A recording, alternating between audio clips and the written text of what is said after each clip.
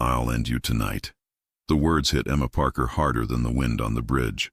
Travis's hands shoved her back. Her spine slammed into the metal rail, and her heel slipped on wet concrete. Behind her, there was only air and the sound of waves crashing far below. "Travis, stop!" she cried. "You're hurting me." "That's the point," he hissed. Whiskey clung to his breath. "You think you can just leave me?" Cars rushed by on the other side, distant and blind. A cold streetlight washed Travis's face in pale light. His eyes were glassy, jaw clenched. Emma tried to push him away. Her fingers were numb from cold and fear. "I told you we're over," she said, voice shaking. "We can talk tomorrow. Just let me go home." He slammed her harder into the rail. Her body rocked over the edge. Her right heel found nothing, and the roar of the ocean rushed up at her. "Travis!" she screamed. He yanked her forward on instinct, then pinned her again. His face was inches from hers. "You're not going anywhere," he spat. "You belong to me. You think I don't see your boxes, your little apartment searches? You leave this city, you leave with me, or you don't leave at all. Say it." She shook her head, tears burning. "No." His hand flew and cracked across her cheek. Her head smashed into the rail. Pain exploded along her face. For a second, all she saw was white. "Say it," he growled. Her vision blurred. Metal dug into her back. "Someone will see us," she whispered. "Stop. Please, we can talk." "Nobody cares," he snapped. "They drive by. They mind their business. You think anyone's stopping for you?" He shook her so hard her teeth hit together. Her nails dug into his wrists, useless. Behind him, a car door shut. Footsteps hit the pavement. Slow, steady. Emma heard them. Travis didn't. "Help!" she screamed, throat tearing. "Please help!" Travis's hand snapped across her face again. Her head whipped sideways. Blood filled her mouth. "I said shut—" An arm hooked around his throat from behind and ripped him away from her. His grip tore off her shoulders. Emma stumbled forward, grabbing the rail to keep from going over. Travis choked, fingers clawing at the arm locked under his jaw. "What the—" The man behind him was taller, broader, dark coat, solid weight. He dragged Travis away from the edge and slammed him into a concrete post. "You like putting your hands on women at the rail?" the stranger asked, voice low. "Get off me." Travis coughed. "You don't know what she did. This is between us." "You're right," the man said calmly. "I don't care what she did." His fist drove into Travis's stomach. Travis folded with a broken sound. Emma flinched. "Stop!" she cried. "Please just stop." The stranger glanced over. His eyes met hers for a second. They were deep green, too clear for this place. They flicked to her bruised cheek, the rail behind her. "You should step away from the edge," he said. "You're bleeding." Emma shuffled sideways until there was real pavement behind her. Her legs shook badly. Behind her, Travis swung weakly at the stranger's head. The man caught his wrist, twisted, and dropped him face down on the concrete. His knee pinned Travis's back. One more clean punch to the jaw and Travis went limp. Silence rushed in. Wind, engines in the distance. The stranger stood and turned fully toward Emma. He looked like he was in his early 40s. Short dark hair, stubble along a strong jaw. A dark coat that fit broad shoulders. His knuckles were scraped. He stopped an arm's length away and held out his hand. "Can you stand?" he asked. She nodded, then realized she was already on her feet. Her body trembled anyway. He didn't move closer until she put her hand in his. His grip was firm but careful, warm. He guided her away from the rail and put himself between her and the drop. "Thank you," she whispered. I didn't think anyone would stop." He glanced at Travis. "Most people don't want trouble." "And you do?" she asked. "I don't like watching men like him win," he said. Emma looked at Travis. He lay on his side, cheek to the concrete, chest rising and falling. "Is he—" she forced out. "Alive," the man said. "Unfortunately." "We should call an ambulance," she said quickly. He hit his head. "He could be—" "You're still worried about him," the stranger said quietly. After he dragged you to a bridge and promised to end you. She bit down hard. He's drunk. He says things he doesn't mean. He meant it tonight, the man replied. Men don't bring you to a rail like that to talk. Cold wind cut through her jacket. Her body started shaking harder. Without a word, he shrugged off his coat and laid it over her shoulders. She clutched it on reflex. It was heavy and warm. You don't have to, she said. I do, he answered. You're freezing. He studied her a moment. Does he have a key to your place? He asked. Emma thought of the spare key on Travis's ring, of waking up to find him in her apartment at 3 a.m. Yes, she whispered. Then you're not going home tonight, the man said. Where am I supposed to go? She asked. With you? I don't even know your name. Right now your choices are simple, he said. You stay here until he wakes up, or you get in my car and you're somewhere he can't reach you for a while. I won't drag you either way. What if you're worse than him? She asked. His eyes met hers again, steady. If I wanted to hurt you, he said, I would have let him finish.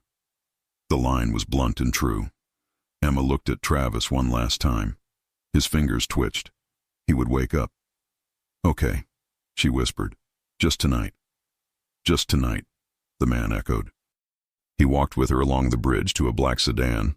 It was sleek and quiet. He opened the back door. Here.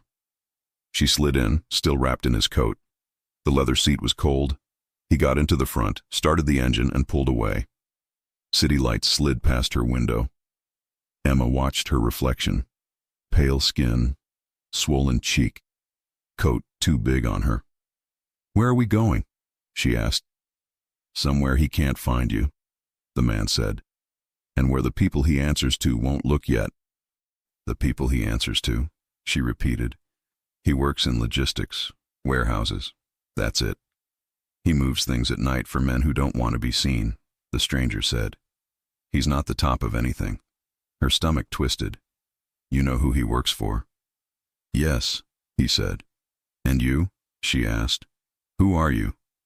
He looked at her in the mirror. Their eyes met. Leo, he said. Leo Conti. The name sank fast. She had heard it. At the bookstore, on the news in half sentences. Conti's side of town. You don't get in his way. You're him, she said quietly. Yes, Leo said. You're a Mafia boss, she whispered. He didn't answer. He didn't need to. Her fingers tightened around the coat. You still stopped, she said. You didn't have to. No, he agreed. I didn't. Why? She asked. He drove in silence for a few seconds. I saw him grab you 2 weeks ago, Leo said. Outside that shop.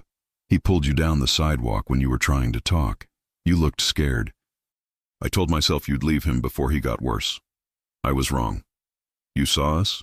She asked. Yes. And you just walked away. I had other problems that night, he said. I decided you weren't mine to fix. That was a mistake. The honesty stunned her. The car climbed into richer streets. Glass towers rose on both sides. Leo turned into a private garage below one of the tallest. Her pulse jumped. This is yours? One of them, he said. He parked, came around, and opened her door. You can still change your mind, he said. If you want to disappear by yourself, I'll call you a cab and give you cash. I won't follow. And then, she asked, he finds me later? Most likely, Leo said. There was no comfort in his tone, only truth. She stepped out of the car. They took a private elevator up. Leo swiped a card and hit the top button. Are you going to the police? She asked suddenly. No, Leo said. Why not? She demanded. Because the men above him have money and lawyers, he said. They'll twist your story and walk. Then they'll be angrier. This isn't how they get stopped. The elevator doors opened. The penthouse was large and bright, windows wrapped around the room, showing the city in lights. A gray sofa, a kitchen with clean counters, no clutter. Emma stepped out slowly, feeling out of place. You live here alone? She asked. Yes, Leo said. He checked a small screen by the wall, security feeds. then turned back to her. "Bathroom's down that hall," he said. "Guest room first door on the right. Kitchen's there. Sit." She sank onto the edge of the sofa. Her body still wouldn't relax. "I shouldn't be here," she whispered. "You shouldn't have been on that bridge either," Leo said. "But you were. Now this is where you are." He poured her water, brought it over, and crouched in front of her. "Drink," he said. She took the glass, fingers brushing his. She drank. The water helped steady her. "Thank you," she murmured. "You're welcome." He watched her for a moment. "What happens now?" she asked. "Now you try to sleep," he said. "Tomorrow we talk about Travis, about who he works for, about how far this reaches." "I work in a bookstore," she said. "I pay my rent late, that's all. Why would anyone else care about me?" "Travis doesn't attach himself to people for fun," Leo said. "He looks for what they connect to. Family, jobs, names on paper. We'll go through it in the morning." Her stomach turned. "Am I in danger because of him?" "Yes," Leo said. "Tonight you were. I'm not letting that happen again." "You don't even know me," she whispered. "I know enough," he said. "I know you tried to worry about his head after he almost threw you over a rail. That tells me more than most files do." Her eyes stung. He stood, nodded toward the hallway. "There are clothes in the guest room closet," he said. "They'll be big but clean. Lock your door from the inside. No one touches it but you." "You're not going to—" She hated the shake in her voice. "I mean, you're not expecting anything because I'm here." His jaw tightened. "No, Emma, I'm not." He said it like it offended him she even had to ask. "I'm not Travis," he added. "I don't hit women. I don't take what isn't offered. You're here because you ran out of better options, not because you owe me anything." Relief made her knees weak. "Okay," she said softly. She rose. The coat slid down her arms. She pulled it tighter. At the hallway, she looked back. Leo stood near the windows, city lights outlining his frame, hands in his pockets, shoulders tense like they carried weight she couldn't see. "Leo," she said quietly. He turned his head. "Thank you," she said, "for stopping the car, for everything." His eyes held hers. "Get some sleep, Emma," he said. "Tomorrow we start making sure he never gets within arm's length of you again." She nodded and went into the guest room. She locked the door, sat on the bed, and pressed her fingers lightly to her sore cheek. The bruise throbbed. Travis's voice echoed in her skull. "I'll end you tonight." Leo's voice cut across it. "I'm not letting that happen again." On the other side of the wall, Leo stood at the windows, looking down at the city he partly controlled and the dark strip of ocean beyond it. He thought of Travis, unconscious on the bridge, of the men above him, of a name he already knew too well, Victor Kane. He thought of Emma Parker, in his guest room, wearing his coat, still apologizing for worrying about her own life. He had walked away once when he saw Travis's hand on her arm. He wouldn't walk away again. Tomorrow this would turn into business. Routes, names, files. Tomorrow he would start cutting Travis and his boss out of anything that could reach her. Tonight he let one clear line take shape in his mind. If anyone tried to use Emma Parker to test him, Leo Conti would show them exactly how dangerous caring about someone could be. Emma barely slept. Even with the guest room door locked and Leo's coat wrapped around her like armor, every shadow made her flinch.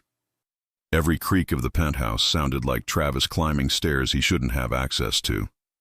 When she finally drifted off, it was only for a few minutes at a time. She woke to imaginary footsteps, to her own heartbeat, to the echo of his voice on the bridge. "I'll end you." At some point, exhaustion finally won. When she opened her eyes again, pale morning light softened the room. For a moment she forgot where she was. Then she saw the tall windows, the quiet, the two soft sheets. Leo Conti's penthouse. She sat up fast. Her cheek ached, her head throbbed. Her throat felt tight, like she hadn't spoken in days. She freshened up in the bathroom, splashing cold water on her face, then stepped out into the hallway, slowly, carefully, like someone entering a stranger's house in the middle of the night. The living room was empty, but Leo was in the kitchen, sleeves rolled up, cooking eggs like he wasn't a man whose name people whispered. She stopped at the edge of the counter. "You cook?" she asked. Leo glanced over. "Not well, but it's food." She didn't move. Her eyes flicked to the door. "Travis, he won't come here, right?"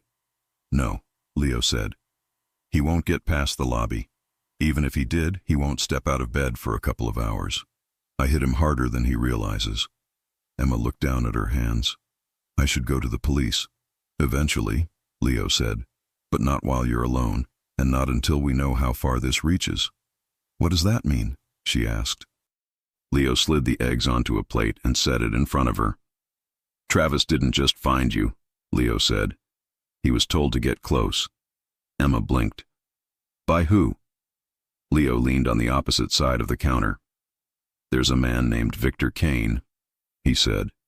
"You don't need to know everything about him except this. He likes to use people the same way Travis does. Just smarter." His voice hardened. "And Travis answers to him." Emma picked at her eggs, appetite gone. "Why me?" Leo hesitated. "Because of your father," he finally said. Emma's heart sank. "My dad? He was an accountant. He filed taxes for small businesses. He barely made rent." "Yes," Leo said. "And one of those small businesses was a shell company Kane used."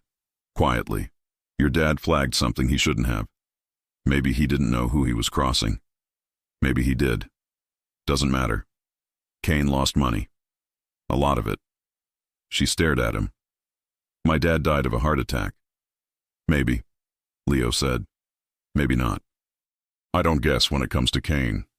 Emma felt the room tilt. "So, Travis pretended to be my boyfriend because of that?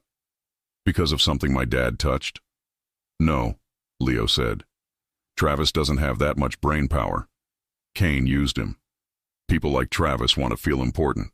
Kane gives them scraps and tells them it's a crown." Emma's fork trembled. "He could come after me again," she whispered. "Yes," Leo said, "which is why you're not staying here." Emma froze. "You're sending me away." "No," he said. "I'm moving you somewhere safe. Somewhere nobody knows. Somewhere only 3 people in the world have the address for." "Why not here?" she asked. "Because men like Kane know this building," Leo said simply. "They've tried to hit me before. You weren't involved then. I'm not giving them a second chance." Emma looked at him, fear tightening her chest. "Is this my life now? Running because of something I didn't even do?" "It won't stay like this," Leo said. "But until I know how many names your father touched, what he wrote down, and what Travis told Kane, I'm not letting you walk into an apartment he has a key to." She rubbed her eyes, exhaustion crashing down again. "I can't believe this is real."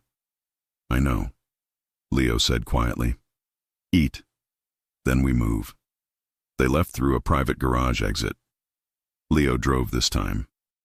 Emma kept checking the mirrors, convinced she'd see Travis behind them, or someone worse. Leo noticed. "Nobody's following us," he said. "How can you be sure?" she asked. "Because I spent half my life being followed," he said. "I know the signs." They drove past apartment buildings, old brick warehouses, a riverfront lined with cold winter sunlight. Eventually, Leo pulled up beside a row of narrow brownstones on a quiet street. Nothing fancy, nothing suspicious, just normal. Emma frowned. "This doesn't look like a safe house." "That's the point," Leo said. He led her inside a side entrance and down a hallway to an apartment door. He unlocked it with a code she didn't see. Inside was a clean, modest loft. Warm light, soft gray walls, a couch, a kitchen, a small bedroom. "I use this place when I need quiet meetings," Leo said. "And when I don't want my movements tracked." Emma stepped inside slowly. "So, I stay here?" "For now," Leo said. "Until I can clean up the mess Travis created." A knock sounded at the door. Emma jumped. "It's Marcus," Leo said. He opened the door to reveal a tall man with a shaved head and a serious face. "Boss," Marcus greeted. Then he looked at Emma and softened slightly. You okay? She nodded. Good, Marcus said, because your boyfriend's people started asking questions last night. Emma stiffened. Travis? No, Marcus said. Kane's men.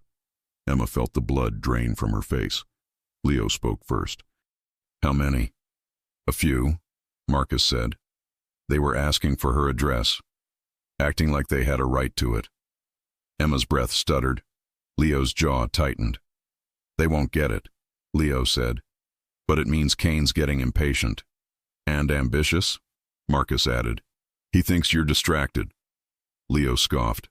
I'm not distracted. I'm pissed. Marcus looked at Emma again. You're safer here than at the penthouse. Travis won't find you, and Kane's men don't know this place exists. Emma swallowed. What do we do next? Leo looked at Marcus. We start digging. Marcus nodded. Already pulled the files. Her dad left a trail he didn't mean to leave. Emma frowned. Files? My dad's things are in my apartment. Were, Marcus corrected. We picked up what we could before Kane's guys checked the building. Nothing left in there now. Emma sank onto the couch. I didn't even know anything was wrong. My dad, he never told me anything.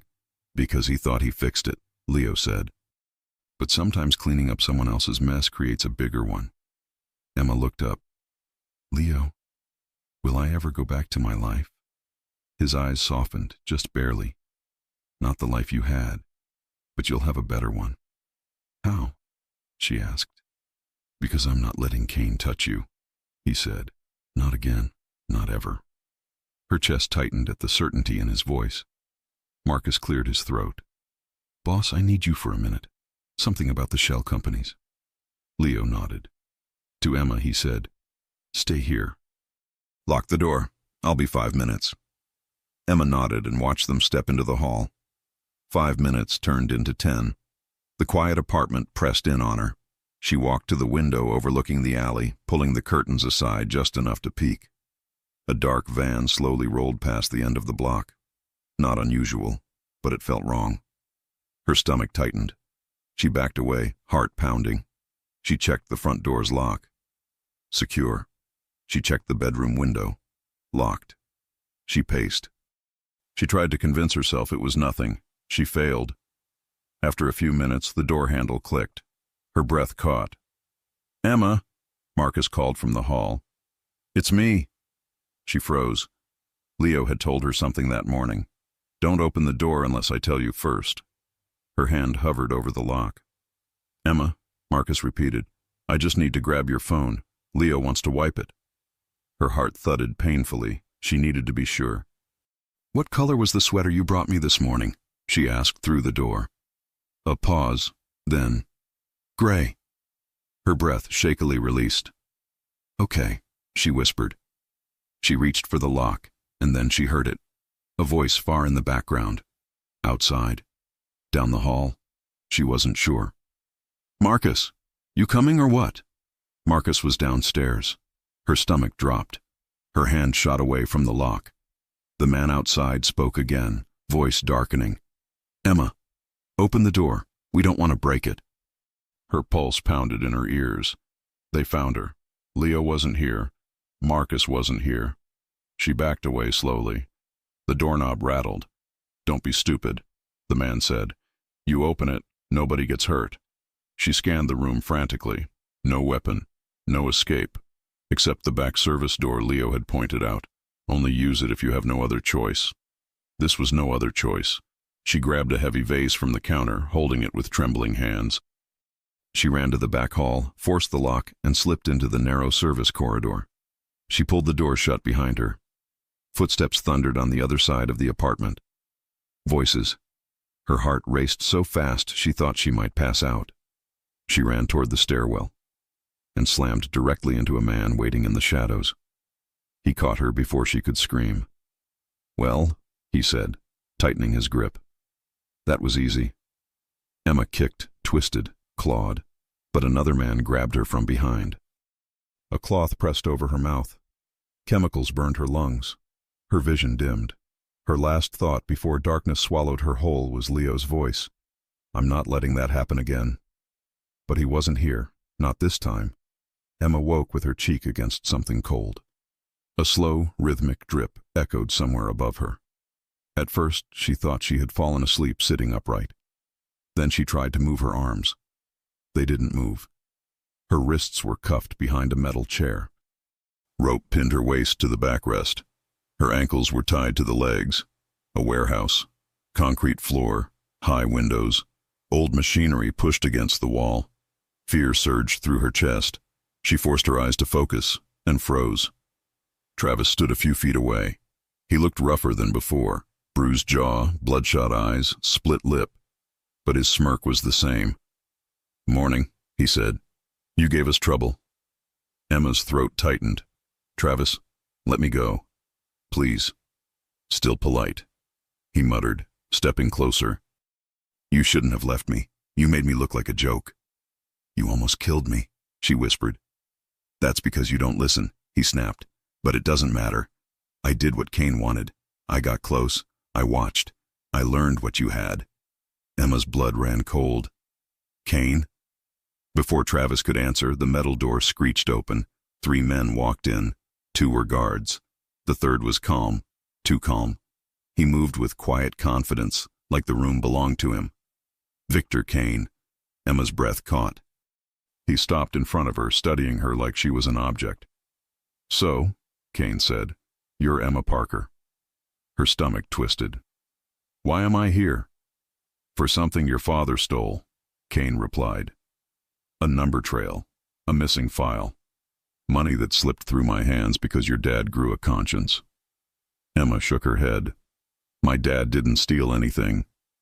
"No," Kane said.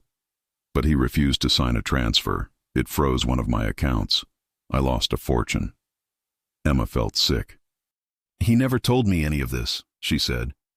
"Of course not," Kane said. "Honest men think they're invincible until they aren't. Your father died at the wrong time, and now you have all his things." Emma blinked. "What things?" "The box you keep under your bed," Travis said. "The papers, the notes. I saw them." She stared at him, stunned. "You were watching me go through my father's things?" "You never asked where I was?" he said with a shrug. Kane snapped his fingers. "Enough." He pulled a phone from his pocket. "You have something I want," Kane said. "And someone else wants you back." He dialed. Emma's heart slammed. "Don't..." Kane hit speaker. 2 rings. Then, "Yeah." Leo's voice. Emma's breath hitched. "Leo." A beat of silence on the line. "Emma?" Leo's voice sharpened. "Are you hurt?" "She's fine," Kane said. "For now." "Kane," Leo growled. "If you touch..." "You're in no position to threaten me," Kane interrupted. "You took something from my side. I'm taking it back." "What do you want?"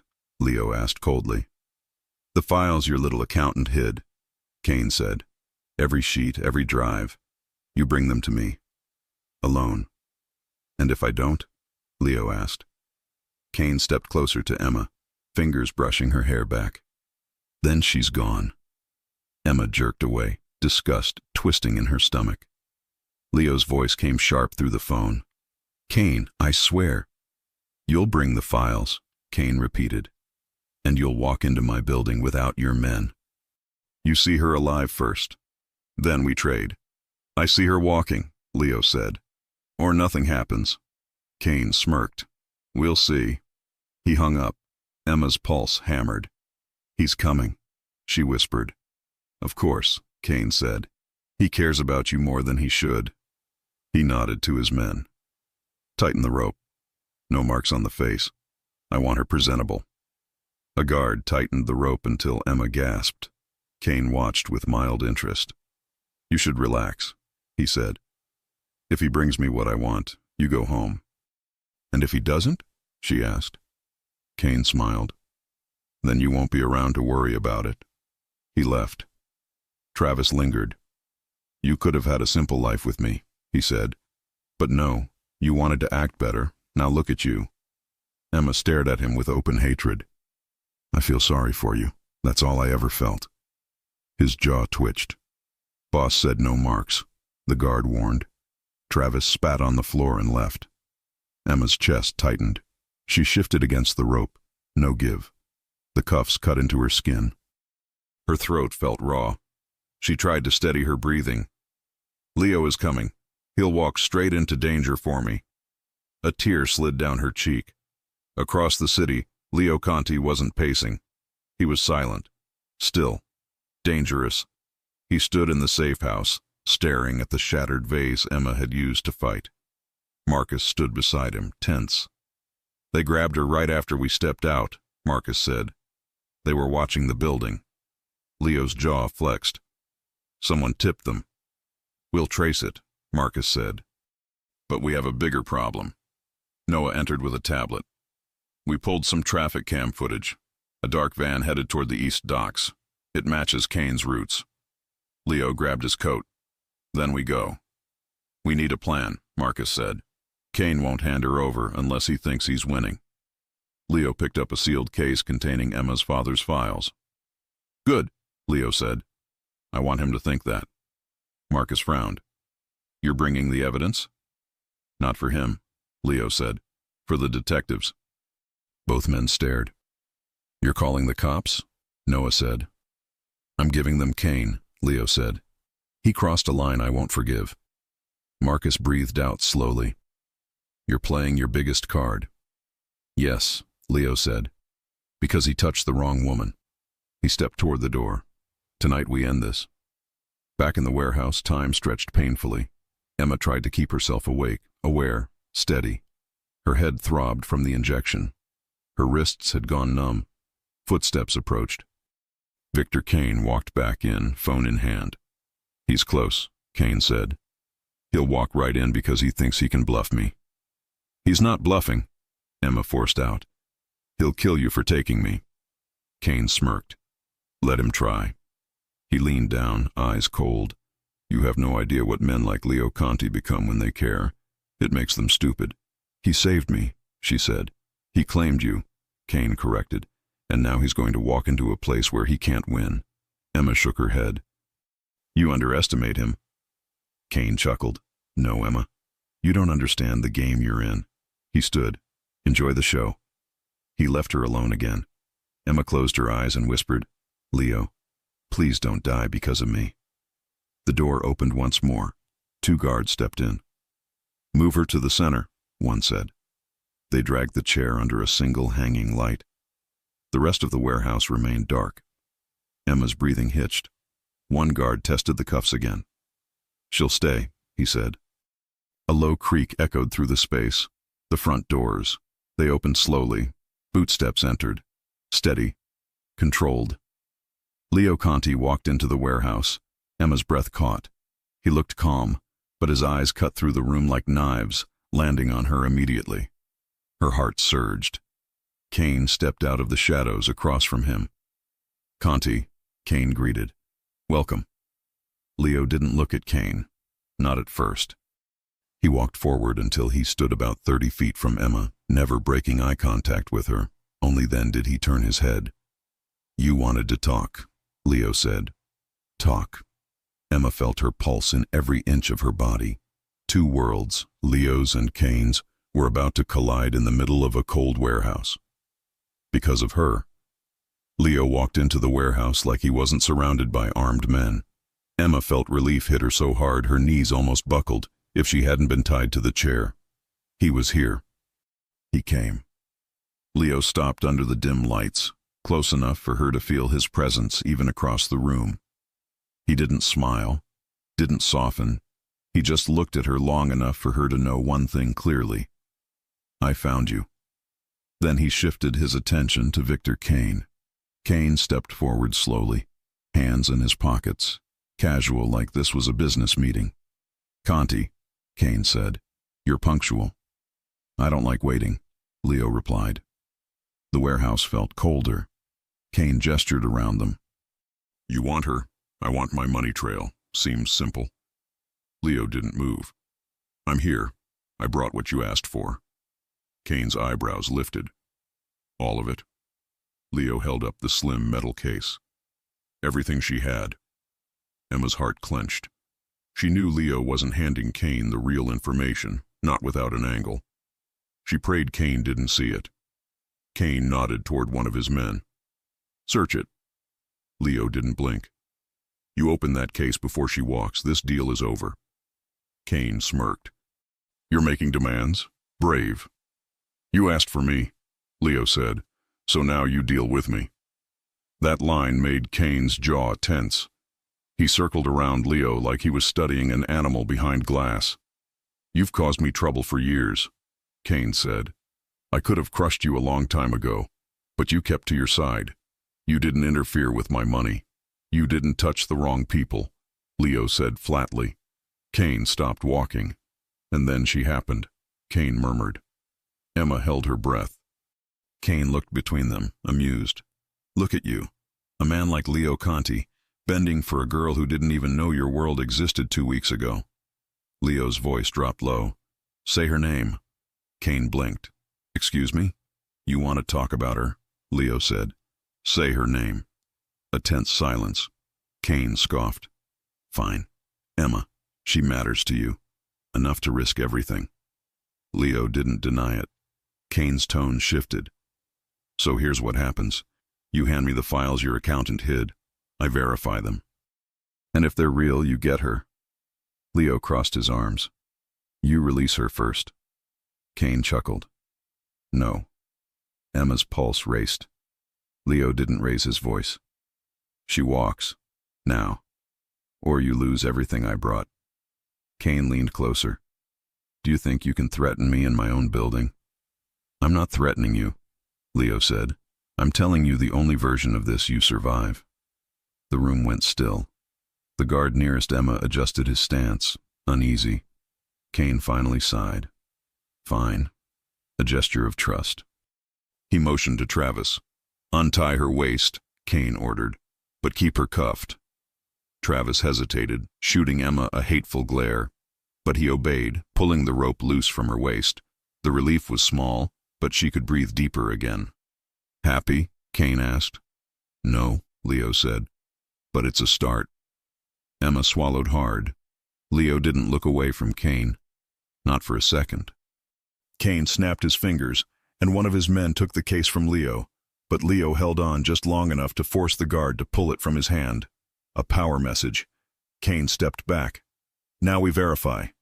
No, Leo said immediately. You verify after she's walking. Kane was losing patience. Conti, you're forgetting the position you're in. Leo stepped closer, voice low enough that only Kane and Emma heard. You touch her again and I burn your city with you inside it. Kane stiffened. Emma felt her breath catch. Her heart pounded, not out of fear this time, but something hotter, sharper. Kane laughed once, humorless. You love her. Emma froze. Leo didn't answer. He didn't have to. Kane shook his head. This will make you stupid. It makes me dangerous, Leo said. Kane eyed him carefully, then waved his men away. Bring her forward, Kane ordered. 2 guards grabbed Emma's chair and dragged it 10 feet closer to Leo, close enough for her to see the tension in Leo's jaw. Stop, Leo said sharply. The guards froze. Emma tried to stand, but her ankles were still tied, and her wrists were cuffed behind her. She stumbled, and one of the guards caught her arm roughly. That was the final mistake. Leo moved. He didn't sprint. He didn't yell. He simply crossed the space in 3 lethal strides and grabbed the guard's wrist. A crack echoed. The guard screamed and dropped to his knees. Kane's men pulled their weapons instantly. Stop! Kane shouted. Leo didn't even look at him. Don't touch her, Leo said, voice low and deadly. The room froze. Kane raised a hand for his men to lower their guns. Emma stood still, shaking, as Leo took her by the upper arms, gentle compared to everything around her, and steadied her. You okay? He murmured. She nodded, blinking fast. Yes, just get me out of here. I will, he said, with absolute certainty. He turned to Kane again. Her cuffs come off, Leo demanded. No, Kane said. Leo's jaw tightened. Then the deal stops here. Kane studied him with a calculating stare. She stays cuffed, until I see what's in the case. Leo didn't move. He didn't blink. You're stalling, he said quietly. Because you're afraid. Kane's mouth twitched. Of you? Yes, Leo said. of exactly what I'll do if you make the wrong call. Kane snapped his fingers again. Reluctantly, the guard behind Emma unlocked the cuffs from her wrists. Emma gasped when sensation rushed back into her hands. Leo stepped between Emma and Kane's men, blocking their view of her, a silent territorial line drawn in the middle of the warehouse. Kane's voice cut through the tension. "Open the case." One of his men knelt and unlatched the metal case on a table. Kane approached it slowly.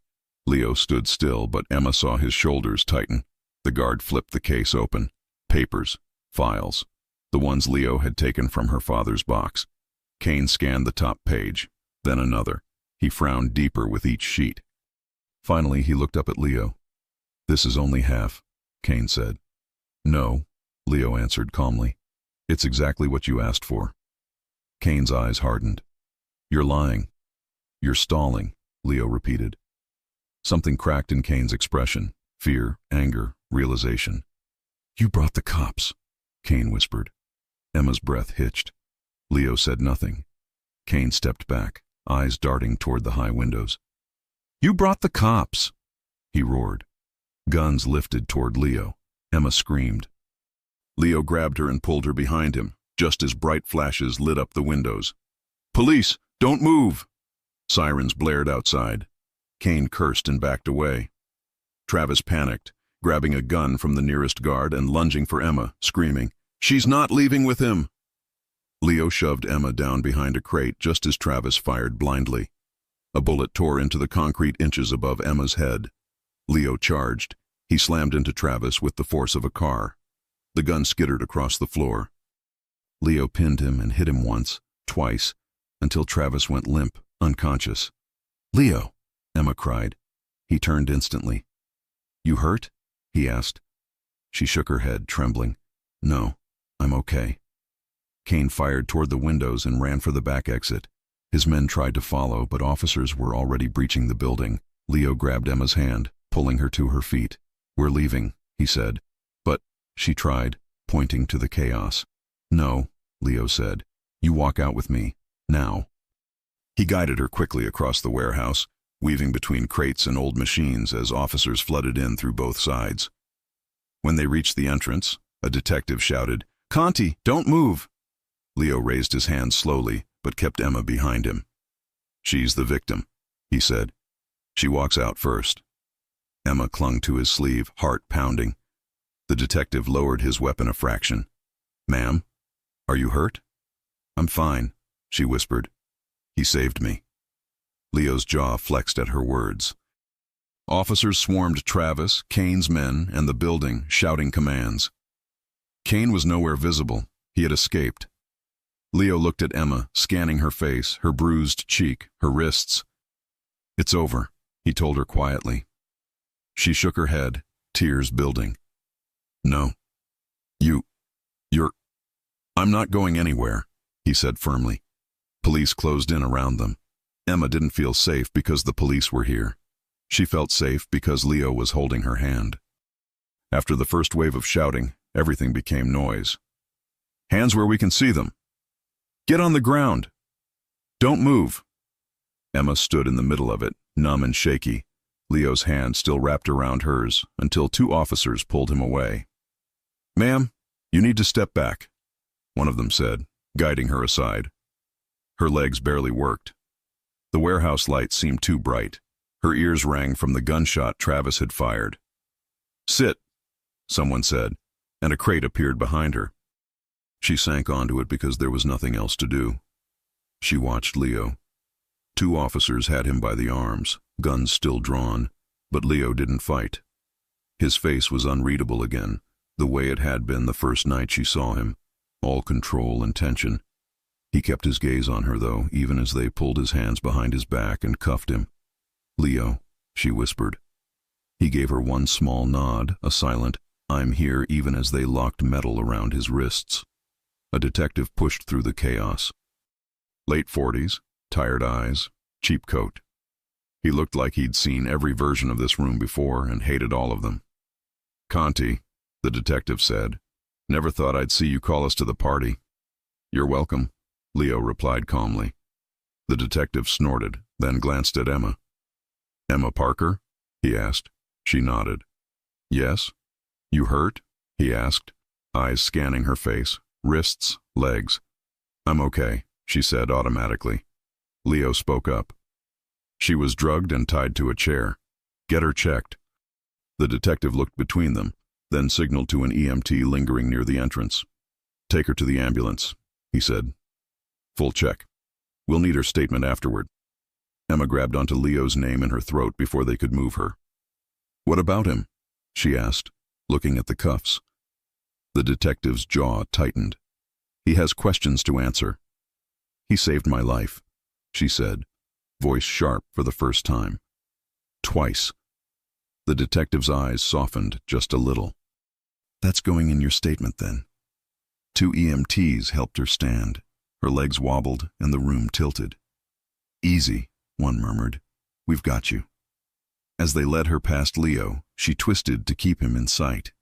He stepped in closer to her path, as far as the cuffs allowed. You're going with them, he said quietly. You're going with them, she whispered back.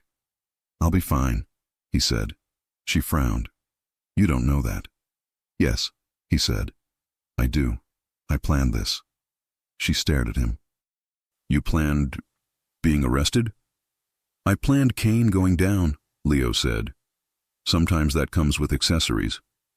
The line was so dry she almost laughed. Almost. One of the EMTs tugged gently. We need to go, ma'am. Emma swallowed hard. I'll see you. Leo didn't look away. You will. They pulled her toward the door. Just before she crossed the threshold, she heard the detective again. Conti, you and I are going to have a very long conversation about this folder. Leo's answer faded as the heavy doors swung shut behind her. The ambulance smelled like antiseptic and plastic. Emma sat on the narrow bench while an EMT shined a light in her eyes, checked her blood pressure, and wrapped a cuff around her bruised wrist. What did they give you? He asked. I don't know, she said. Something on a cloth. It smelled sharp. Probably a sedative, he muttered. You're lucky they didn't overdo it. Lucky. Her brain caught on the word. She didn't feel lucky. She felt like the world had been tilted and someone had forgotten to tell her. The EMT cleaned the cut on her palm where glass from the warehouse floor had grazed her. You might feel sick or dizzy or emotional later, he said. Shock does weird things. Too late, she thought. At the hospital, everything blurred. Bright lights, white walls, the beep of machines Emma didn't belong near. They checked her reflexes. They scanned her head. They took blood. They asked if she'd been assaulted, if anyone had touched her beyond restraints. She said no, and the relief on the nurse's face almost made her cry again. You're bruised, the nurse said gently, fingers brushing the swelling on Emma's cheek. But you're going to be okay. Physically. The rest was another story. Hours later, she sat in a small room off the ER with a blanket around her shoulders and a cup of water in her hands. The detective from the warehouse walked in, a notebook tucked under his arm. Miss Parker, he said, taking the chair opposite her. I'm Detective Sloan. She nodded. He watched her for a moment like he was measuring how much she could handle.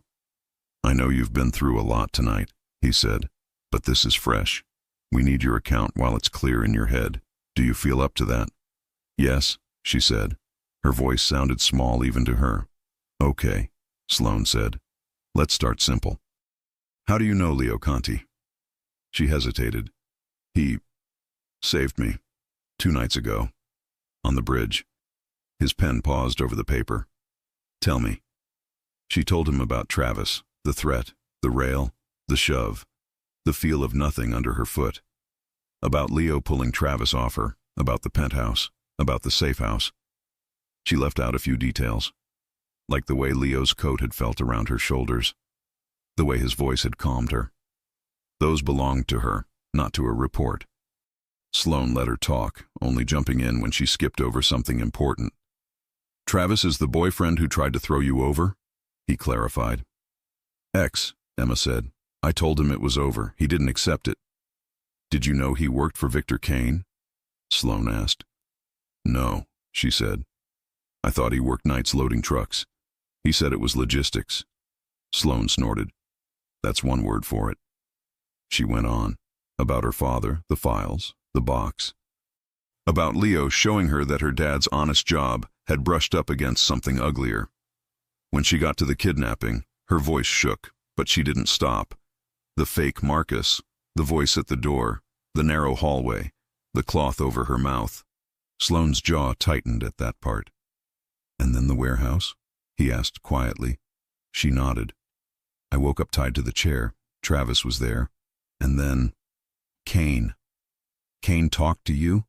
Sloane asked, suddenly sharper. Yes, she said. He knows everything.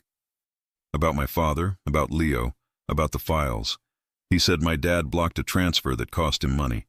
He thinks my father hid something from him. Sloane scribbled fast. He said, Emma went on, that I have what my father left, and that Leo would bring it to him because he cares about me. Sloane's eyes flicked up. Do you believe that? That he cares? Emma asked. Yes, Sloane said.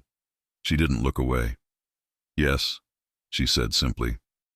Sloane watched her for a second longer, then nodded once, like that confirmed something he already suspected. And on the call with Kane, he said, You heard Leo agree to bring the files? Yes, she said, but he made him promise I'd be alive and walking first. Did he say anything about the police? Sloane asked. No, she said honestly. He didn't tell me anything. Sloane's mouth twisted. He didn't tell me much either, not directly.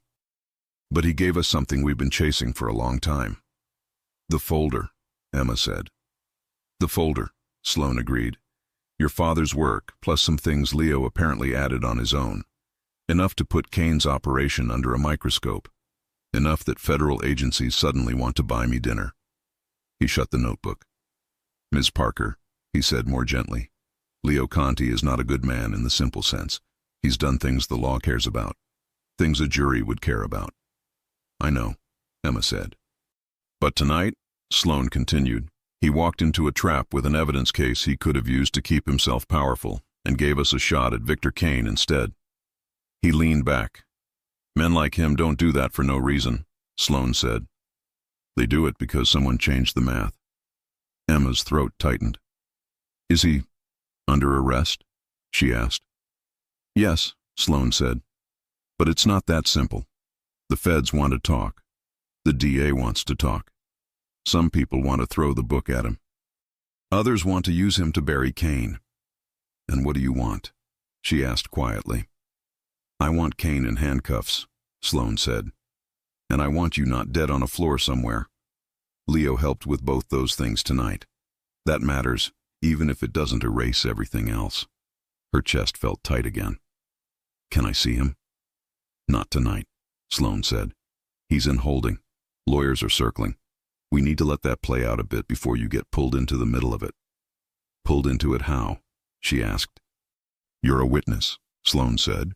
To Travis, to Kane, to the kidnapping, to what happened at the warehouse, and whether you like it or not, you're now connected to the man who gave us the files.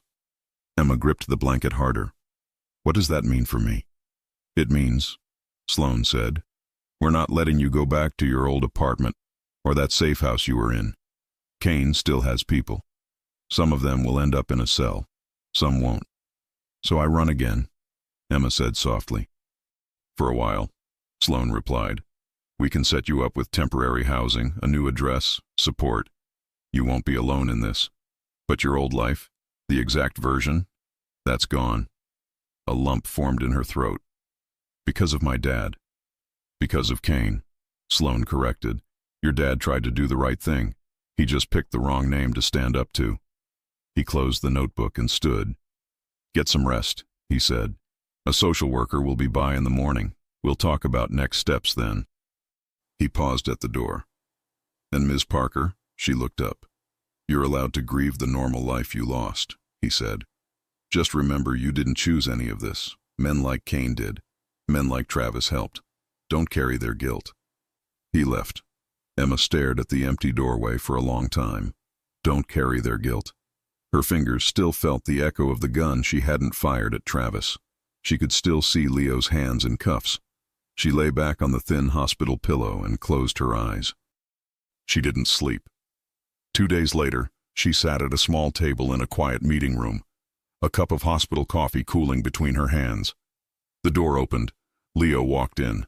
Her breath stopped. He wore the same clothes from the warehouse, but cleaner. No blood, no dust. His wrists were free. There was a faint red line where the cuffs had been. 2 men in suits stood in the hall behind him, talking with Sloane. Federal, Emma guessed. Their eyes were too sharp. Leo closed the door behind him. For a second, neither of them spoke. Then Emma stood so fast the chair legs scraped the floor. "You're okay," she breathed. "Mostly," he said. She crossed the space between them and stopped just short of touching him. "You shouldn't be here," she said. "Aren't you supposed to be in, I don't know, an interrogation room?" "Already did that part," he said.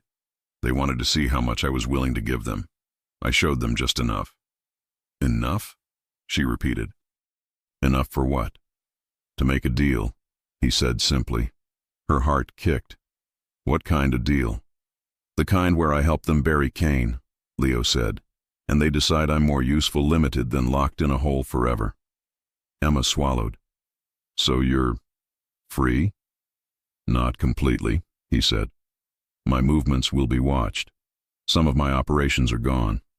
Some people I've worked with won't be seeing daylight for a while. But I'm not in a cell. Not yet, anyway." "Not yet?" she echoed. He shrugged one shoulder.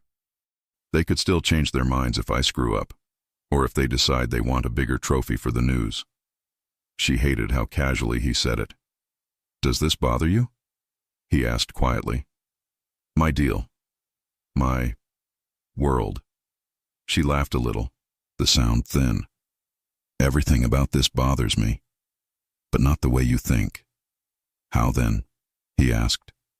"I hate that you had to choose between keeping your world and keeping me alive," she said. "I hate that both things were even in the same equation. I hate that you're so willing to sacrifice yourself like it's nothing." His eyes softened. "It's not nothing," he said, "but it's the only version I could live with." Silence stretched for a moment. "I heard what you told Kane," she said finally, "that you'd burn his half of the city for me." "It wasn't a line," he said. "I know," she replied. "That's what scares me." He stepped closer, slow enough that she could step back if she wanted. She didn't. "You're allowed to be scared of me," he said. "You're allowed to walk away. No deals, no pressure. You get placed somewhere safe, you start over. You forget my name if that helps you sleep." "Can you forget mine?" she asked quietly. His jaw clenched. "No." "Then don't ask me to forget yours," she said. He let out a breath that sounded almost like relief. She reached up without thinking and touched the red mark on his wrist. "Did they hurt you?" she asked. "Not like that," he said. "They threatened. They pushed. They tried to see where I'd bend. I didn't give them everything, just what they needed for Kane." "And what about you?" she asked. "What happens now?" "Now they start taking apart his accounts," Leo said. "They seize assets. They drag men like him into court. It won't be quick, but it will hurt him." "And you?" she insisted. He hesitated for the first time. "I'll lose ground," he said. "Territory, some power. I won't be the man everyone avoids anymore. Some will try to test me, thinking I went soft." "Did you?" she asked. He looked at her like the question cut deeper than any bullet. "No," he said quietly. "I just picked a side." Her chest ached. "Where do I fit in that?" she asked. "In the part I don't negotiate," he said. "I gave them my records, my leverage. I didn't give them you." She blinked. "What does that mean?" "It means," he said, "your name is nowhere in the files they got. Your father's is, Kane's is, mine is, not yours." "But I was part of this," she said. "Travis, Kane, the kidnapping, the warehouse." "In the criminal charges, yes," Leo said. "In the deeper parts, no. I won't have your life tied to this paper trail forever." Emma looked down at his hand. Big, scarred, steady.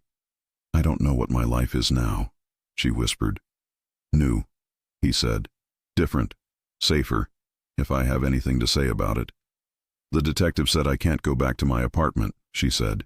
He said some of Kane's people will slip through. That I'll have to move. Start over somewhere else. Yes, Leo said. I've already been talking to Marcus about that. She looked up sharply. About what? A place, he said. Farther out. Smaller. Easier to guard without looking like a fortress. New job options. New neighbors who don't know anything about this city's lines. You're planning my life again, she said, half exasperated, half something else. I'm planning your safety, he corrected. You get the final say on the rest. She searched his face. And where are you in this plan? He didn't look away. On the edges, he said. For a while. Close enough to intervene if Kane's leftovers come sniffing. Far enough not to drag you into every conversation with a badge. So you're letting me go? She asked. No, he said. I'm letting you breathe. The answer hit something deep inside her.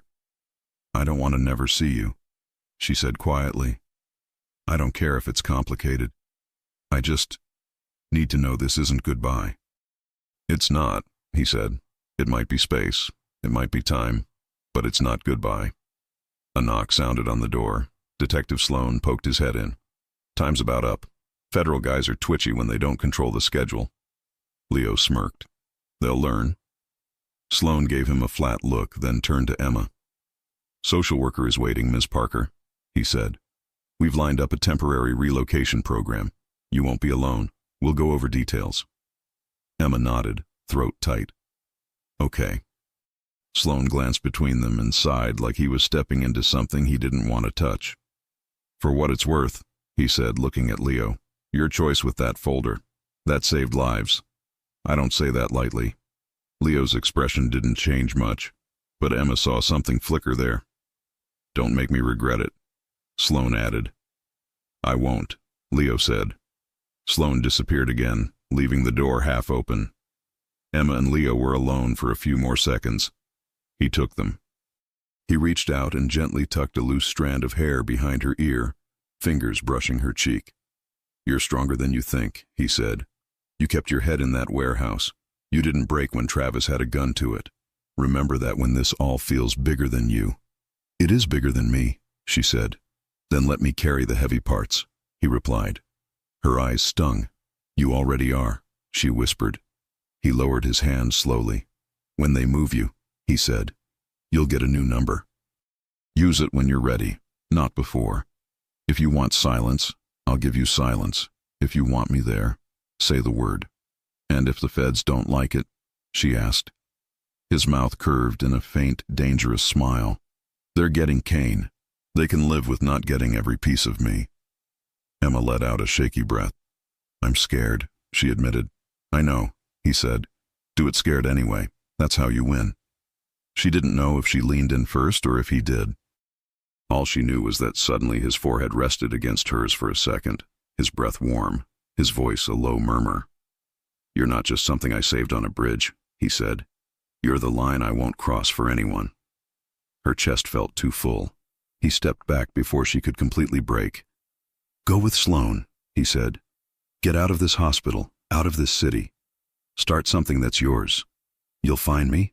She asked. He nodded once. If you want me to. She gave him the only answer she could. I will. He let her go then. Literally, physically. She walked past him toward the door, blanket still around her shoulders, hospital bracelet still on her wrist. At the doorway, she turned back one last time. He stood where she left him, hands in his pockets, watching. Their eyes met. No promises, no guarantees. Just a shared truth. Whatever came next, they were both already too far in to pretend this was over. Emma followed Sloan down the hall toward a future she didn't recognize. Behind her, Leo Conti walked back toward a room full of federal agents and prosecutors, ready to trade pieces of his empire for one thing he had never thought he'd fight for, a chance at a different life. For him and for her. 3 months, 91 days. It felt like a lifetime and a blink at the same time. Emma Parker stood in the small kitchen of her new apartment, staring at the mug of coffee warming her hands.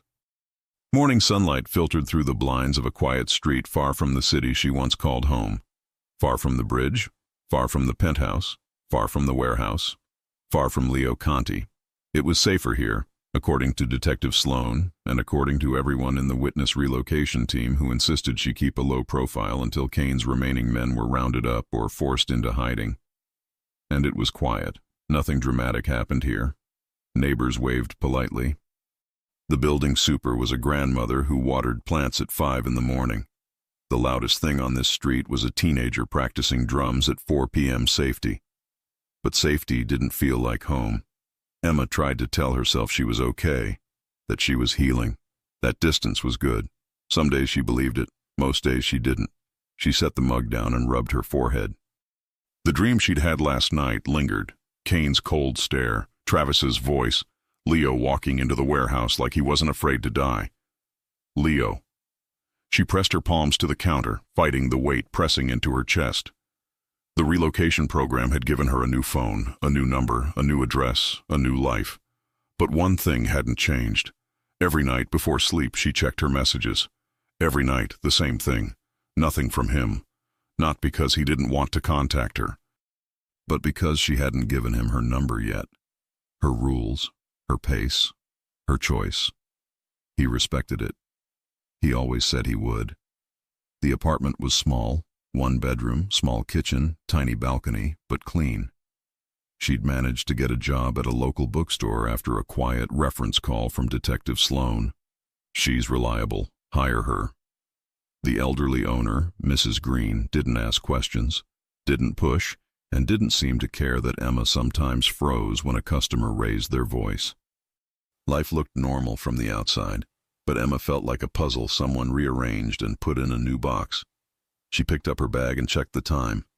If she didn't leave in 5 minutes, she'd miss the bus. Just as she reached for her keys, someone knocked on the door. Her stomach dropped. Not many people knew she lived here. Sloan, the social worker, the program coordinator, and Emma swallowed. She stepped quietly to the door. "Who is it?" she called, voice steady but alert. "It's Marcus." Her heart jumped. She unlocked the door and pulled it open. Marcus stood in the hallway. Same buzzed hair, same muscular build, same serious expression. But this time, he wasn't wearing the leather jacket or the intimidating presence of someone working in Leo Conti's world. He looked relaxed. Almost. Emma exhaled shakily. "Marcus, is everything okay? Is Leo?" "He's fine," Marcus said quickly, hands raised. "Nothing's wrong." Relief hit so hard her knees nearly gave out. Marcus leaned against the doorframe. "Can I come in?" "Of course," she said, stepping aside. He walked in and glanced around, nodding in approval. "Nice place. Better than the old one. Less murder bridge energy." She let out a small laugh despite herself. "It's quiet." "That's the point," Marcus said. "Quiet means alive." She sat on the edge of the couch. Marcus took the chair across from her. "What brings you here?" she asked softly. He rubbed the back of his neck. "Updates." "And something else." Emma's heartbeat sped up.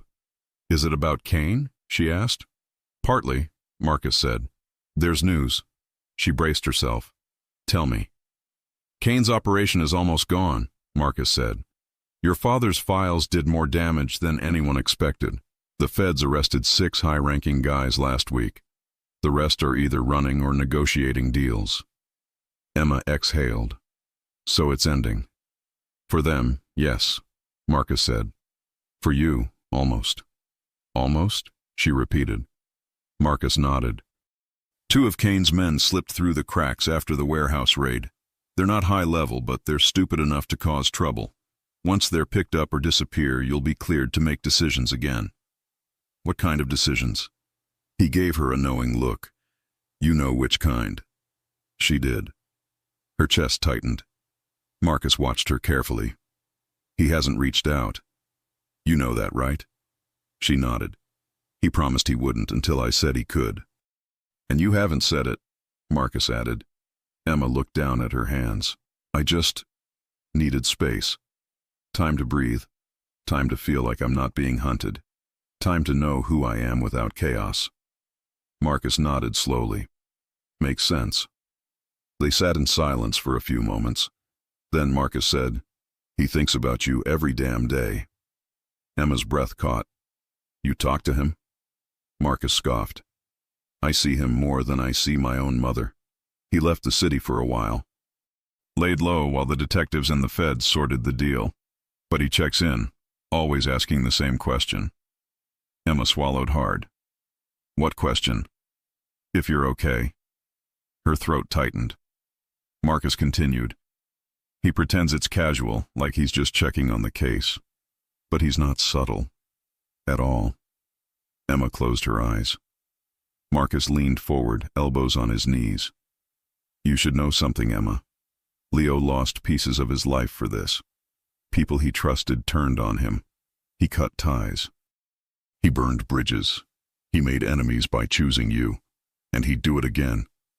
Her eyes stung. I never asked him to choose me. You didn't have to, Marcus said. He did it on his own. Emma nodded slowly, wiping her cheek. Marcus studied her for a moment. Look, I'm not here to push you, but he asked me to deliver a message. Emma's breath hitched. A message? Marcus reached into his jacket and pulled out a small envelope. No name on it, no markings, just a plain folded piece of thick paper. Emma hesitated before taking it. Her fingers trembled slightly as she opened the flap. Inside was a single line in Leo's handwriting. I'm still where I said I'd be. Come find me when you're ready. Her heart clenched at the sight of it. Marcus stood. He meant every word. Emma stared at the note. Where is he? She whispered. Not far, Marcus said. Same city, different side. He bought a place quiet enough for you to breathe, but close enough to help if you call. Asked me to tell you only when it was safe. Her pulse raced. Do I go to him? She asked, voice barely audible. Marcus shrugged.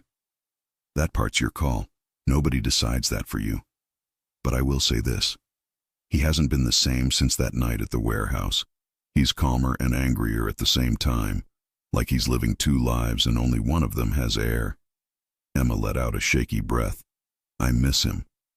I know, Marcus said. Silence settled again.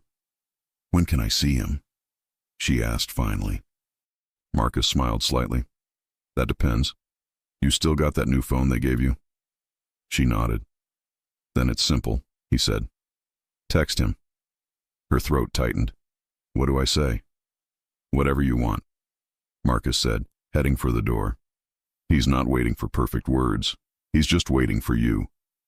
She stood as he opened the door. Marcus? She called softly. He looked back. Is he happy? She asked. Marcus paused. No, he said. Not without you. Then he was gone. Emma sat on the couch for a long time, holding Leo's note in her hands. 3 months apart, 3 months healing, 3 months pretending she didn't check her phone every night. She reached for the device on the coffee table. Her fingers hovered over the screen. If she texted him, everything changed. If she didn't, she'd never stop wondering. She drew a breath, typed one line. Her hand trembled as she hit send. Emma.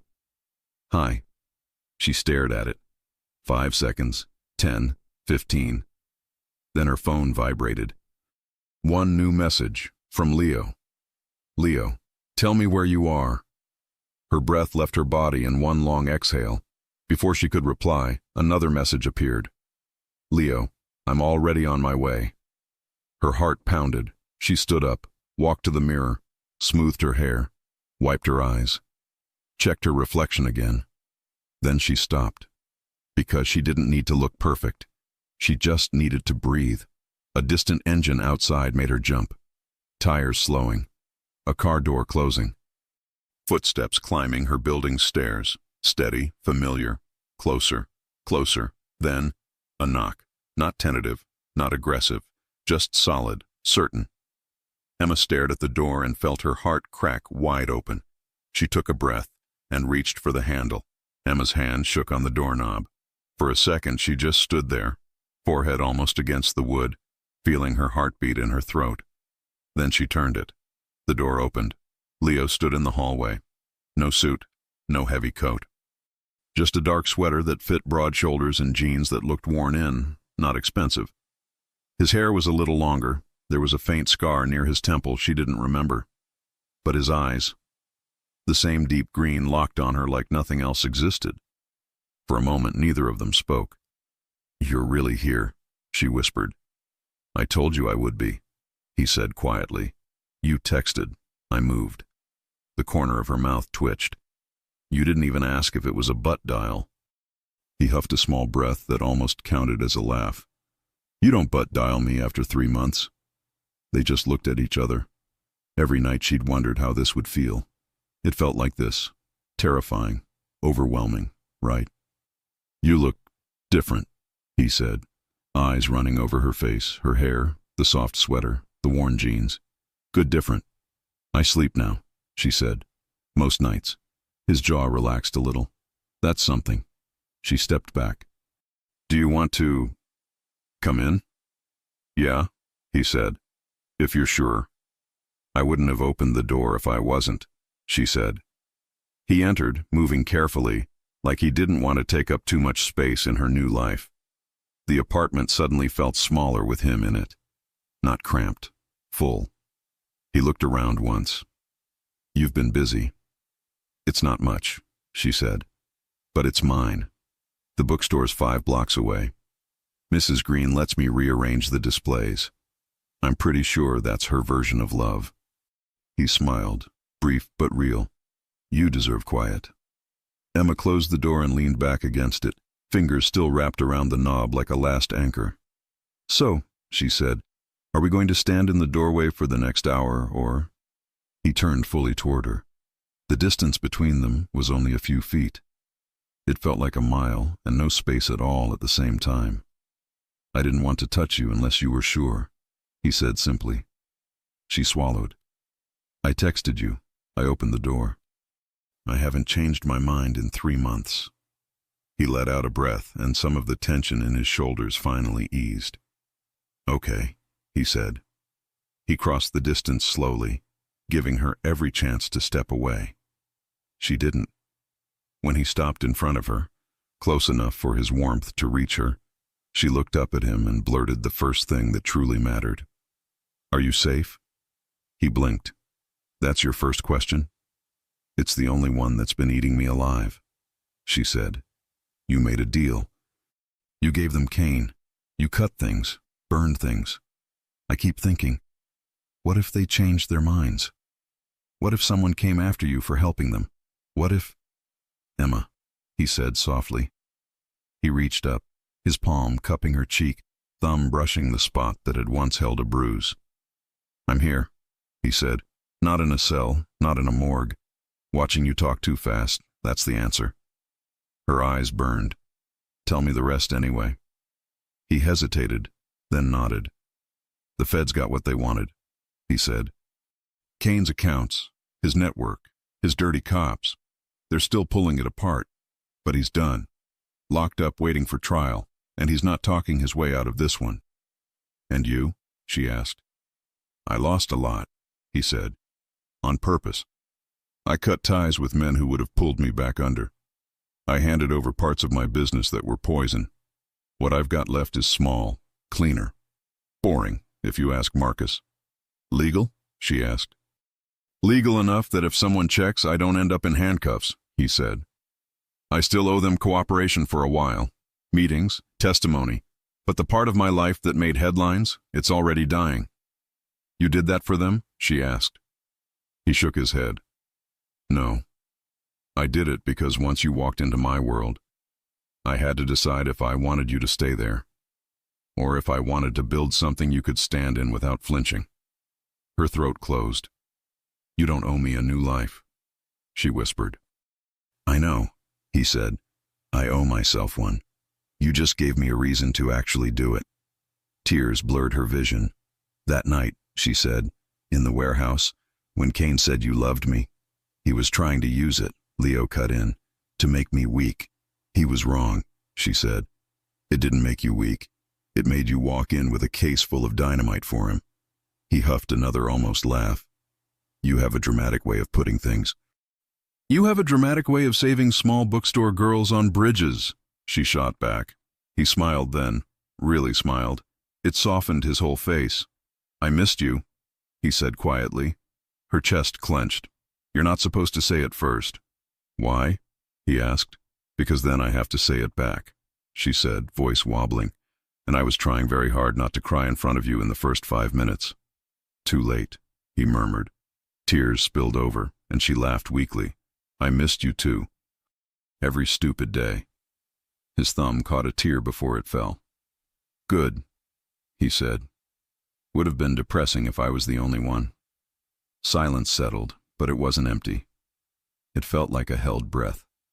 She stepped in closer, her hands lifting almost on their own to his chest. His heart beat steady under her palms. I need to hear you say it, she whispered. Plain. No games. He looked down at her like he'd been holding the words back for months. Emma Parker, he said quietly. I'm in love with you. Her breath hitched. I tried to tell myself it was just guilt or responsibility or the rush of saving someone, he went on. But 3 months without you, and I still wake up looking for you in a room you've never been in. That's not guilt. That's not responsibility. That's just you, under my skin, and I'm done pretending otherwise. She let out a sound that was half sob, half laugh. Say it again, she whispered. I'm in love with you, he repeated, firmer this time. She closed her eyes, pulled herself together as much as she could, and answered, I'm in love with you too. His eyes shut for a second, like the words hit harder than any punch he'd ever taken. Careful, he said, voice rough. I might never leave now. Good, she said. I'm tired of doors closing behind you. He leaned his forehead against hers. You sure? He asked. You know what comes with this. My name doesn't just wash off. There will be people who judge you for choosing me. People who wait for me to slip. The cops will keep tabs on me for a while. I can keep you out of most of it, but not all. I know, she said. And I'm still here. I've had 3 months to run. I didn't. He exhaled. Then I need to be clear too, he said. I'm not asking you to come back to the old world. I'm not dragging you into club meetings or backroom deals.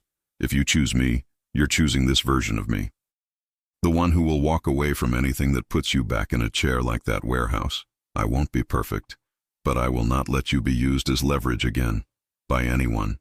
She smiled through the tears, even if that means letting go of what's left of your throne. He shook his head. I'd rather have your couch. She glanced over his shoulder at her tiny, slightly lumpy sofa. You're really trading an empire for that. He looked back at her. For you sitting on it? Yeah. She launched herself at him then, arms going around his neck, catching him off guard for half a second before his arms locked around her waist, pulling her in hard. She buried her face in his shoulder and finally let herself cry the way she hadn't in months. Deep, shaking sobs that tore out all the fear, the guilt, the what-ifs. He just held her. One hand cradled the back of her head, the other stayed firm at her lower back, steady as a wall. I've got you, he murmured. I've got you. It's over. He can't touch you again. I thought I'd never see you, she choked out. I kept thinking maybe you decided it wasn't worth it, that I wasn't worth it, that... Stop, he said softly, pulling back just enough to tilt her chin up. Don't ever say that again. You were the only thing that was worth it. She sniffed, wiping her cheeks with the back of her hand. You're going to make me cry forever if you keep talking like that. Then I'll buy more tissues, he said. She laughed again, weak but real. His gaze dropped to her mouth. Can I... he started. She didn't let him finish. She kissed him. It wasn't tentative. It wasn't careful. Months of fear and longing and unsent messages crashed together as her mouth met his. He made a low sound in his chest and kissed her back like a man who'd been starving in slow motion. One hand cupped her face, the other pulled her flush against him. The world outside her little apartment fell away.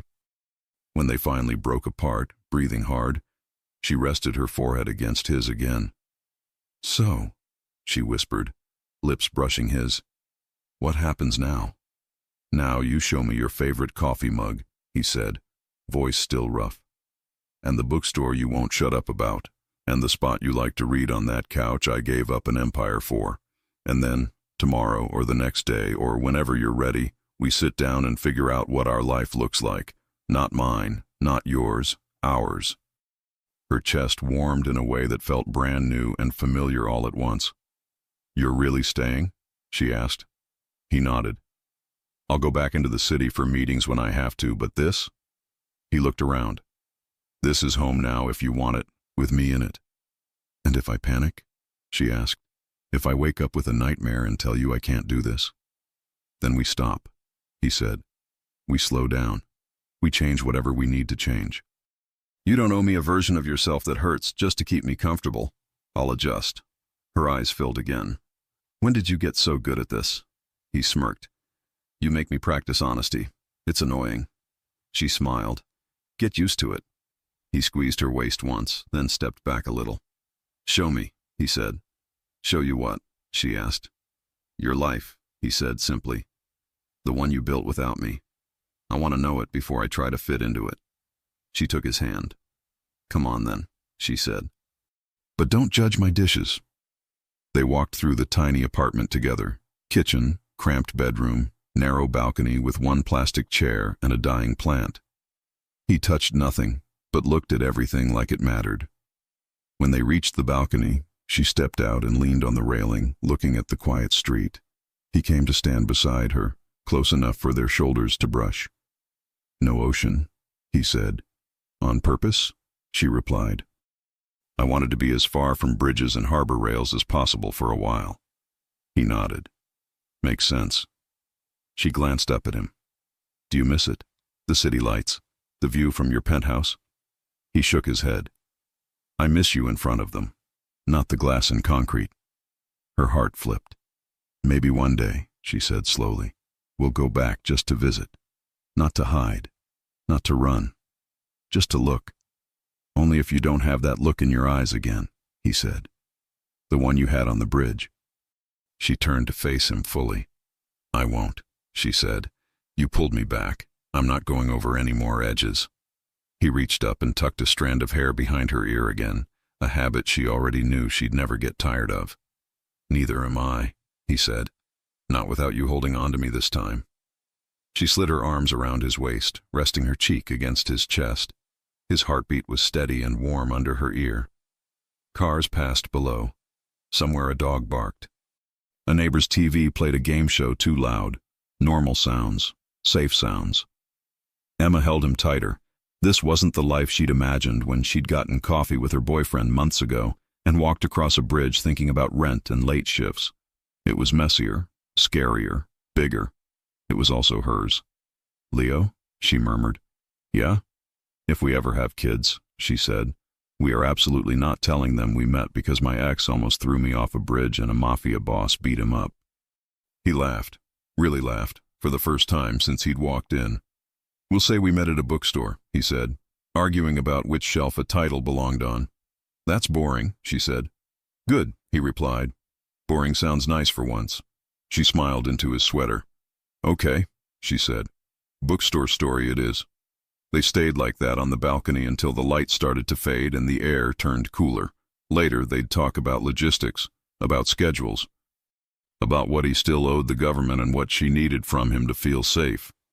Later, they'd fight and make up and learn each other in new ways that had nothing to do with guns or deals or rescue. Later, they'd build something that didn't look like anyone else's version of normal, but felt right to them. For now, it was enough that he was here, alive, holding her in a quiet street where nothing bad was happening. He had pulled her back from the edge. And now finally she was choosing to stand beside him, not as collateral, not as leverage, but as the woman he loved, in the life they were building together, a life they were both willing to fight for, not with bullets and threats, but with choices. Every day. Every ordinary, beautiful, hard, safe day after this one. If you enjoy stories like this, take a moment to subscribe to the channel. That's how I'll know you truly liked it. Even if you're watching on your TV, grab a second to join this family of fans who love emotional and heartfelt stories. Your support means everything, and it helps us bring you even more tales like this one.